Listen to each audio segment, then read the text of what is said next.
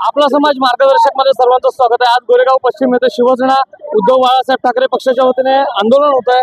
महागाई विरोधात आंदोलन आहे। वाडकर साहेब काय माहिती द्याल?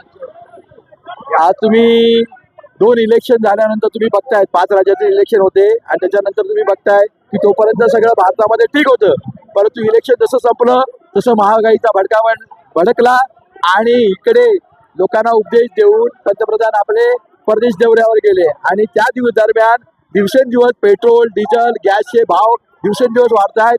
लोकांना जगणं अशक्य झालेलं आहे। आज अनेक गावामध्ये खेडोपाड्यामध्ये बघितलं तर डिझेलची टंचाई निर्माण झाली आहे, पेट्रोलची टंचाई निर्माण झाली आहे।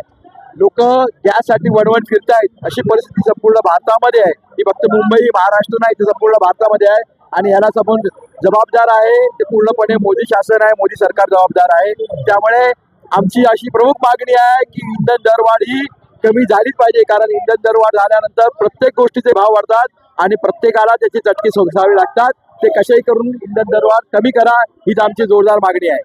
सरकारपर्यंत तुमचा आवाज पोहोचेल काय जनता, महाराष्ट्राची जनता, पुऱ्या भारताची जनता महागाई धोरपळते आणि आपले पंतप्रधान युरोपला जाऊन मेलोडी वाटतायत। किती नालायक सरकार आहे आणि अक्षरशः ह्यावेळी सामान्य नागरिकाचा कंबरडा मोडलेला आहे। एवढी महागाई वाढलेला, सिलेंडर किंवा जीवनावश्यक सगळ्या वस्तू यांचे भाव वाढले आहेत आणि गरिबांची कृती हालत झालेली आहे आणि ह्या गरिबांचा या सरकारला तळतळाट लागणार आहे एवढी मी रामणेजी आज आंदोलनाचा झळा मुख्यमंत्र्यांपर्यंत पोहोचतील का? नक्कीच आज तमाम शिवसैनिक आणि लोक, शिवसैनिक नाही रस्त्यावरची जनता उतरलेली आहे आणि हा आवाज नक्कीच केंद्र सरकारपर्यंत नक्की पोहोचणार आहे। हे जे दरवाढ झालेलं आहे, इंधन दरवाढ झालेलं आहे, त्याचा प्रत्येक माणसाला, प्रत्येक कुटुंबाला